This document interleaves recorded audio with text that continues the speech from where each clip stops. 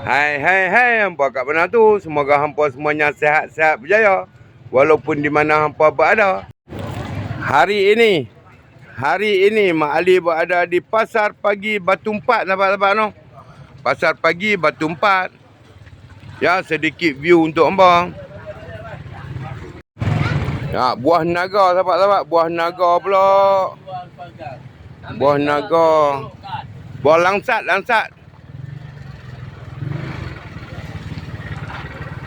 Ya, sedikit view untuk hampa. Cempedak pula, sahabat-sahabat. Selungguk 10 lah. Terima kasih.